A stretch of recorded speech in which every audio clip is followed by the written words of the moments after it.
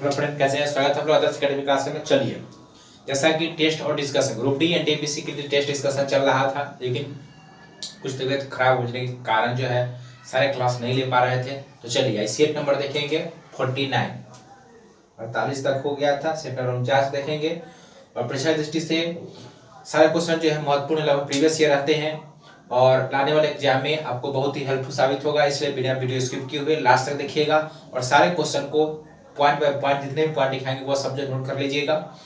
आपका हाल ही में एसएसजीडी के एनालाइज करने के लिए एसएससी रोक लगा हुआ बैन है, एनालाइज नहीं करा सकते हैं, लेकिन उसमें जो लगभग जो एग्जाम जीके जीएस का जो आ रहा हो वह लगभग जो है आपके क्लास से ही आ रहा है। हिंदी का भी कुछ क्लास कराए थे, वो हिंदी भी जो है क्लास से कुछ क्वेश्चन आए थे। तो चलिए आज शुरू करते हैं।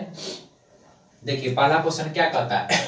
पहला क्वेश्चन कहता है कि जिल ए इलाही की उपाधि किस प्रसिद्ध शासक ने धारण किया था। देखिए जिल ए इलाही की उपाधि जो है यह बलबन ने धारण किया था। किसने धारण किया था? बलबन ने धारण किया था। बलबन जो है अपने विरोधियों के लिए जो है कठोर नीति अपनाया था, लौ और रक्त की नीति अपनाया था। नोट कीजिएगा, लौ और रक्त की नीति किसने अपनाया था? बलबन ने अपनाया था। बात करते हैं अलाउद्दीन खिलजी के। तो खिलजी तो जो था अस्थायी सेना रखने का जो है पद्धति शुरू किया, अस्थायी सेना रखा। सैनिकों को डाक और हुलिया लिखने की प्रथा की शुरुआत जो है सर्वप्रथम अलाउद्दीन खिलजी ने किया और सैनिकों को नगद वेतन देने की शुरुआत भी जो है अलाउद्दीन खिलजी के द्वारा किया गया। बात करते हैं गयासुद्दीन तुगलक। तुगलक वंश के संस्थापक है। मोहम्मद बिन तुगलक ये भी तुगलक वंश का सबसे पढ़ा लिखा जो है शासक था, बहुत विद्वान था, लेकिन इनके जितने भी काम किए गए थे वो सारे काम जो है असफल रहा था। राजधानी प्रवर्तन जो है किए। ठीक है, तो क्वेश्चन कहा था कि जिल ए इलाही की उपाधि किस प्रसिद्ध शासक ने धारण किया। तो आपका आंसर क्या हो जाएगा? आंसर हो गया बलबन। कौन हो जाएगा? बलबन हो जाएगा। चलिए नेक्स्ट सवाल देखिए क्या कहता है। दूसरा सवाल कहता है कि कौन से झील की अवस्थिति एक देश में स्थित है? एक ही देश में स्थित है, तो वह जो है ऑप्शन का आंसर हो जाएगा आपका मिशिगन। मिशिगन झील जो है इसका अवस्थिति सिर्फ एक देश में है। तो क्वेश्चन क्या था? निम्न में से किस झील का अवस्थिति एक देश में स्थित है? एक देश में है, ऐसा क्या हो जाएगा? मिशिगन झील हो जाएगा। सर पॉइंट को लीजिए। चलिए नेक्स्ट क्वेश्चन देखते हैं।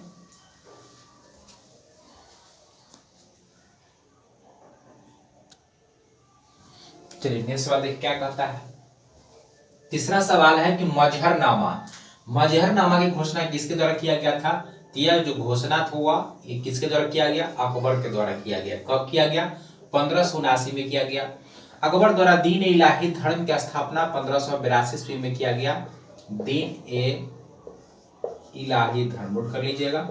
दीन ए इलाही धर्म की स्थापना 1582 ईस्वी में किया गया। लेकिन अगर आपसे पूछे दीन ए इलाही संवत लिखिएगा, इलाही संवत 1583 में इलाही संवत की शुरुआत हुआ था। बात करते हैं तीर्थ यात्रा कर पर जो कर लगता था उसकी समाप्ति लिखिएगा। तीर्थ यात्रा पर जो कर लगता था वो 1563 में खत्म कर दिया गया। जजिया पूछे तो 1564 में जो है वह जजिया जो है वह खत्म कर दिया गया। जजिया पर कर तीर्थ यात्रा 63, जजिया जो है 64। 82 में दीन इलाही धर्म की स्थापना होती है और दीन इलाही संवत पूछे तो 1583 ईस्वी में मजहर की घोषणा 1579 ईस्वी में मजहर की घोषणा अकबर द्वारा किया जाता है। सारे पॉइंट परीक्षा के दृष्टि से इंपोर्टेंट है, नोट कर लीजिएगा, परीक्षा में बार-बार टपकता है। कहता है नेक्स्ट सवाल देखिए चौथा, कहता है कुलसी एवं धनसिरी किसकी सहायक नदियां हैं? तो कुलसी और धनसिरी जो है यह ब्रह्मपुत्रा की सहायक नदी है। किसकी सहायक नदी है? ब्रह्मपुत्रा की सहायक नदी है। नोट कर लीजिएगा क्या है? कुलसी और धनसिरी किसकी सहायक नदी है? ब्रह्मपुत्रा की सहायक नदी है। चलिए नेक्स्ट सवाल देखिए क्या कहता है। पांचवा कहता राष्ट्रीय आय समिति की स्थापना। राष्ट्रीय आय समिति की स्थापना जो है इसकी स्थापना 1949 ईस्वी में होती है। कब होती है राष्ट्रीय आय समिति की स्थापना? 1949 ईस्वी में और पीसी महालनोबिस की अध्यक्षता में होता है। तो इसका आंसर क्या हो जाएगा? पीसी महालनोबिस। नोट कर लीजिएगा, राष्ट्रीय आय समिति की स्थापना पीसी महालनोबिस की अध्यक्षता में कब होता है? 1949 ईस्वी में होता है। दादा भैरोजी जी प्रथम व्यक्ति थे भारत में भारतीय राष्ट्रीय आय का जो आकलन दादा भैरोजी ने किए थे और प्रथम बार जो है कितने रुपए आकलित किए थे? 20 रुपया प्रति व्यक्ति। कितने रुपया? 20 रुपया प्रति व्यक्ति जो है आकलित किए थे। ठीक है, तो सारे पर नोट कर लीजिएगा। चलिए नेक्स्ट सवाल देखते हैं, नोट कर लीजिए।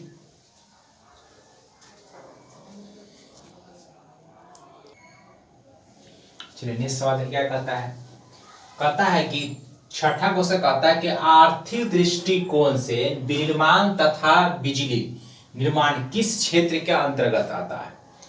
तो आर्थिक दृष्टि से विनिर्माण तथा बिजली जो है, बिजली निर्माण जो है, ये किस क्षेत्र में आता है, यह द्वितीय क्षेत्र में। जितने भी उद्योग धंधा आते हैं वो सभी के सभी किस में आते हैं, द्वितीय क्षेत्र में आते हैं। उसके बाद सेवा क्षेत्र जो है वो किस में आता है, सेवा क्षेत्र जो है वो तृतीय क्षेत्र में आता है। और कृषि जो है वो किस में आता है, प्राथमिक क्षेत्र में आता है कृषि। सर्वाधिक योगदान जो है वह किसका है, तृतीय क्षेत्र का है। दूसरा नंबर पर स्थान किसका है, प्राथमिक क्षेत्र का है। और तीसरा नंबर पर स्थान किसका है, सेवा क्षेत्र का, कृषि क्षेत्र का, प्राथमिक क्षेत्र का। तो जीडीपी में सर्वाधिक योगदान सेवा क्षेत्र का है, उसके बाद उद्योग का है, उसके बाद प्राथमिक क्षेत्र यानी कृषि। तृतीय क्षेत्र में सेवा आ जाएगा, जितना भी उद्योग धंधा निर्माण क्षेत्र वो सभी द्वितीय क्षेत्र में आ जाएगा। कृषि जो है वो प्राथमिक क्षेत्र के अंतर्गत आता है। सारे पढ़ नोट कर लीजिएगा। चलिए कहता है संविधान सभा द्वारा गठित सलाहकार समिति के अध्यक्ष कौन थे। देखिए संविधान सभा के सलाहकार व्यक्ति नहीं पूछा, व्यक्ति पूछता था BN राव थे, लेकिन यहाँ पूछता है, कहता है कि संविधान सभा द्वारा जो है सलाहकार एक समिति का गठन किया गया। ठीक है, व्यक्ति विशेष नहीं पूछा, यह सलाहकार समिति का निर्माण किया गया। उस समिति के अध्यक्ष कौन थे, तो उस समिति के अध्यक्ष थे सरदार पटेल। कौन थे, सरदार पटेल जो है वो समिति के अध्यक्ष कौन थे, सरदार पटेल था। ठीक है, इसके अंतर्गत जो है दो और समितियां थी, इसके अंतर्गत लिखिएगा, इसके अंतर्गत दो और उप समितियां थी। ठीक है, एग्जाम में जो है पूछता है दो और उप समितियां थी, क्या क्या था, तो पहला लिखिएगा, इसमें दो और उप समितियां थी, जिसमें पहला लिखिएगा मूल अधिकार उप समिति। पहला था मूल अधिकार उप समिति। तो इसके अंतर्गत दो समितियां थी, पहला था मूल अधिकार उप समिति। तो मूल अधिकार जो उप समिति थी, इसके अध्यक्ष जो थे, इसका अध्यक्ष जो है वह JB कृपलानी को बनाया गया था। किसको बनाया गया था, JB कृपलानी को बनाया गया था। और दूसरा तो पहला हो गया मूल अधिकार उप समिति, इसके अध्यक्ष किसे बनाया गया था, JB कृपलानी को बनाया गया। किसको बनाया गया था, JB कृपलानी को। और दूसरा था अल्पसंख्यक उप समिति। दूसरा क्या था, दूसरा लिखिएगा अल्पसंख्यक उप समिति। उप समिति इसके किसे बनाया गया था, इसको बनाया गया था HC मुखर्जी को। इसे बनाया गया था HC मुखर्जी, या जो HC मुखर्जी है इन्हें बनाया गया था, अल्पसंख्यक उप समिति के अध्यक्ष बनाया गया था। तो क्वेश्चन क्या था, संविधान सभा द्वारा गठित सलाहकार समिति के अध्यक्ष किसे था, बनाया सरदार पटेल, सरदार वल्लभ भाई पटेल को बनाया गया था, सरदार पटेल को बनाया गया। और इसके अंतर्गत दो और समितियां, उप समितियां गठित किया गया था। एक पहला था अमूल अधिकार उप समिति, जिसके अध्यक्ष JB कृपलानी को बनाया गया था। और दूसरा था अल्पसंख्यक उप समिति, इसके अध्यक्ष कौन थे, HC मुखर्जी को बनाया गया था। परीक्षा दृष्टि से सारे इंपोर्टेंट पॉइंट है, सारे पर नोट कर लीजिएगा। चलिए नोट कीजिए, देखते हैं नेक्स्ट सवाल। चलिए नोट कीजिए फटाफट।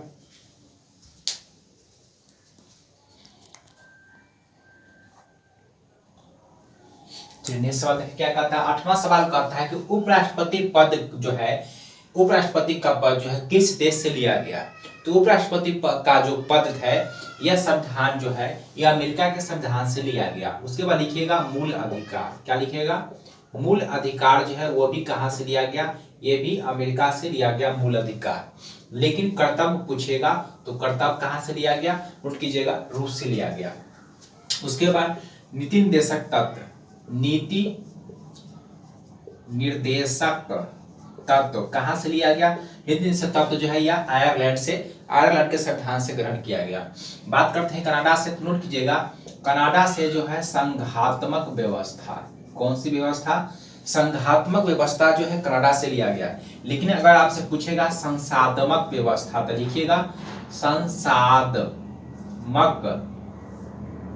संसाधमक व्यवस्था अगर पूछे तो लिखिएगा यह ब्रिटेन से लिया गया। कहां से लिया गया, ब्रिटेन से लिया गया। कलेक्टर का पद भी कहां से लिया गया, ये भी ब्रिटेन से लिया गया। लेकिन संघात्मक शब्द में ध्यान दीजिएगा, संघात्मक पूछेगा कनाडा, संसाधमक पूछेगा ब्रिटेन। ठीक है, नीति तत्व कहां से लिया गया, आयरलैंड से लिया गया। ठीक है, उसे पूछेगा संविधान संशोधन तो कहां से लिया गया, दक्षिण अफ्रीका से लिया गया। ठीक है। आपातकाल के समय जो व्यवस्था है आपातकाल वह जर्मनी के संविधान से लिया गया, जर्मनी के वीमर संविधान से लिया गया है। तो क्वेश्चन था कि उपराष्ट्रपति का पद किस देश से लिया गया, तो इसका आंसर क्या हो जाएगा, अमेरिका हो गया। सारे पॉइंट नोट कर लीजिएगा, पिछले दृष्टि से सारे पॉइंट जो है इंपॉर्टेंट है। चलिए नेक्स्ट सवाल देखिए। नेक्स्ट सवाल 9वां कहता है किसी जीवित शरीर के भीतर, जब किसी जीवित शरीर के भीतर कोशिका या किसी ऊतक की जब मृत्यु हो जाती है तो उसे क्या कहते हैं, इसे कहते हैं नेक्रोसिस कहा जाता है। क्या कहा जाता है, नेक्रोसिस कहा जाता है। किसी भी जीवित शरीर के अंदर अगर हमारा कोई कोशिका या ऊतक जो है डेथ कर जाता है, इस स्थिति को क्या कहते हैं, तो उसे कहते हैं, क्या कहते हैं, नेक्रोसिस कहा जाता है। चलिए सारे पर नोट कर लीजिएगा, 9 का आंसर हो जाएगा बी नंबर। चलिए नेक्स्ट सवाल देखते हैं।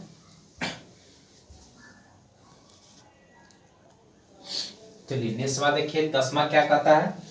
10वां सवाल कहता है कि माइटोकॉन्ड्रिया अनुपस्थित होता है। माइटोकॉन्ड्रिया के पावर हाउस ऑफ सेल के नाम से जाना जाता है, ठीक है। और यह जो है अनुपस्थित होता है, यह हरे सवाल में, जो हरी सवाल होता है उसमें यह जो है अनुपस्थित होता है, ठीक है। चलिए नेक्स्ट सवाल देखिए, कहता है कि माध्यम के तापमान में वृद्धि से प्रकाश की गति, जनरली प्रकाश की गति कितना होता है, 3 लाख किलोमीटर पर सेकेंड होता है। कितना, 3 × 10 के पावर 8, ठीक है, 3 लाख किलोमीटर पर सेकेंड होता है प्रकाश के वेग। और प्रकाश की जो है एक क्या है, प्रकाश नोट कीजिएगा, परीक्षा बराबर पूछता है, प्रकाश क्या है, एक अनुप्रस्थ तरंग है। क्या है, अनुप्रस्थ तरंग है।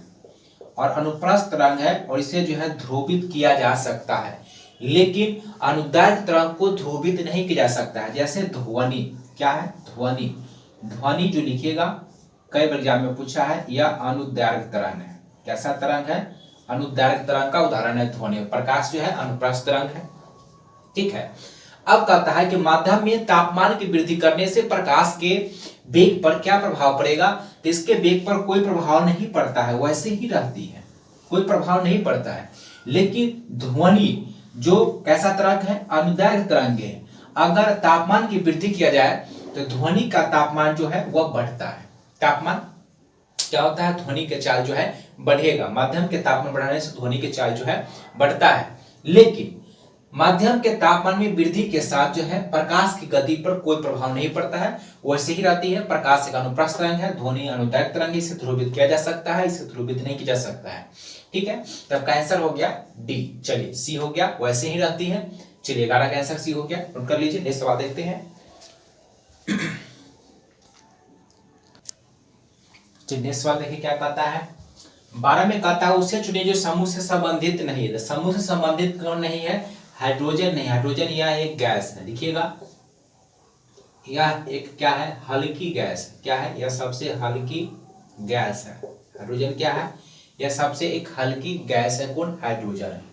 बात करते हैं सिल्वर, तो विद्युत का सर्वाधिक चालक, अगर पूछेगा कि विद्युत का सर्वाधिक सुचालक या सबसे अच्छा चालक तो कौन हो जाएगा, वो आपका सिल्वर हो जाएगा।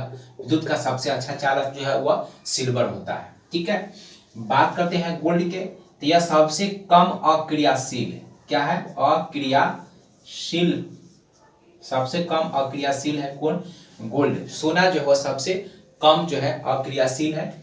उसके बाद सिल्वर जो है विद्युत का, सोना जो है, चांदी जो है वह विद्युत का सबसे अच्छा क्या है, सुचालक होता है, सबसे अच्छा चालक। और सबसे खराब चालक की बात करें, चालक ही, तो वह शीशा को कहा जाता है। चलिए तो कहता है उस समूह से चुने जो समूह संबंधित नहीं है, तो सभी जो है धातु है, लेकिन यह एक क्या है, हाइड्रोजन, यह एक गैस है और यह एक हल्की गैस है। क्या है, यह एक हल्की गैस है। आंसर हो गया आपका 12 का ए। नेक्स्ट सवाल देखिए, कहता है प्लांक नियतांक का यूनिट क्या होता है। प्लांक नियतांक का यूनिट क्या होता है, जूल सेकेंड होता है। ऑप्शन ठीक से देखिएगा, बार बार परीक्षा में पूछता है, बार बार बच्चे कंफ्यूजन भी होते हैं। जूल पर सेकेंड है, जूल सेकेंड स्क्वायर भी होगा, ठीक है। जूल पर सेकेंड स्क्वायर है, जूल सेकेंड स्क्वायर है, जूल सेकेंड है, तो जूल सेकेंड होता है प्लांक नियतांक के यूनिट। नेक्स्ट सवाल देखिए, कहता है कि मिलियन आवर्त होते हैं। मिलियन आवर्त किसे कहा जाता है, बात करते हैं आवर्त सारणी के।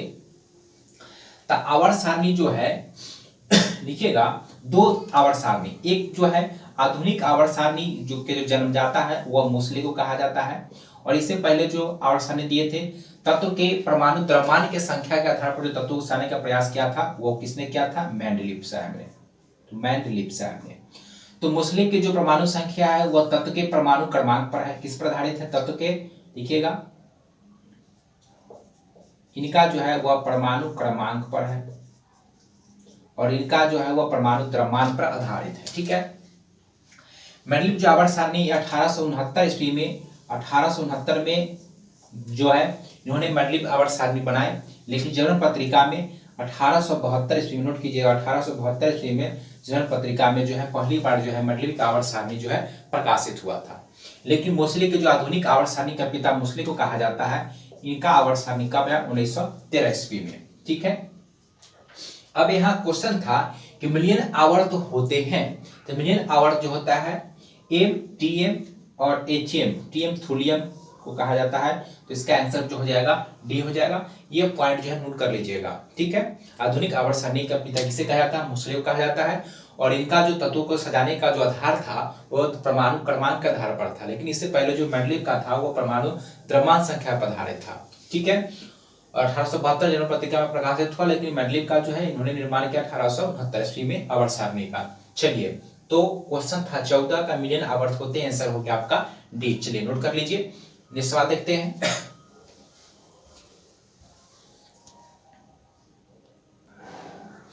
फिर देखिए नेक्स्ट सवाल क्या कहता है। नेक्स्ट सवाल कहता है कि विश्व रेडियो दिवस कब मनाया जाता है? विश्व रेडियो दिवस जो है 13 फरवरी को विश्व रेडियो दिवस मनाया जाता है। कब मनाया जाता है? 13 फरवरी को विश्व रेडियो दिवस जो है 13 फरवरी को मनाया जाता है।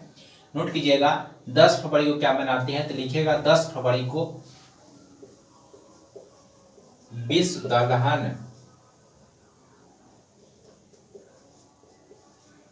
दलहन दिवस का मनाते हैं, 10 फरवरी को मनाते हैं। उसके बाद 2 फरवरी को क्या मनाते हैं? विश्व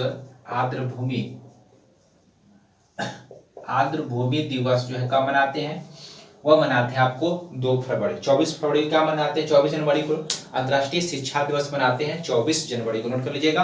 अंतर्राष्ट्रीय शिक्षा दिवस कब मनाते हैं? 24 फरवरी को मनाया जाता है। और विश्व आर्द्रभूमि जो है 2 फरवरी को मनाया जाता है। और रामसर साइट में भारत का कितनी आर्द्रभूमि को जो है शामिल किया गया? टोटल अभी जो है 46 को, टोटल जो है संख्या कितना हो गया? 46 है। चलिए नेक्स्ट सवाल देखते हैं। आंसर हो गया आपका 13 फरवरी। नेक्स्ट सवाल कहता है पुस्तक, कहता है 1232 किलोमीटर लॉन्ग जर्नी होम के लेखक कौन है? इसके लेखक कौन है? इसके लेखक कौन हो जाएगा? आंसर हो जाएगा आपका विनोद कापड़ी। कौन हो जाएगा? विनोद कापड़ी के जो है लिखा हुआ पुस्तक कौन है? पुस्तक 1232 kilometre the long journey home के लेखक कौन है? इसका आंसर क्या हो जाएगा? विनोद कापड़ी। नोट कर लीजिएगा, परीक्षा में जैसे इंपोर्टेंट सवाल है विनोद कापड़ी। उसके बाद प्रोफेसर अमिताभ सेन का पुस्तक क्या है? Home in the world. इनका पुस्तक कौन है? लिखिएगा home in the world. Home in the world इसका पुस्तक है। अमिताभ सेन के पुस्तक कौन है? होम इन द वर्ल्ड जो है अमिताभ सेन के पुस्तक है होम इन द वर्ल्ड। चलिए, तो इसका आंसर हो गया आपका विनोद कापड़ी हो गया। चलिए, परीक्षा दृष्टि से इंपोर्टेंट है, नोट कर लीजिए। नेक्स्ट सवाल देखते हैं।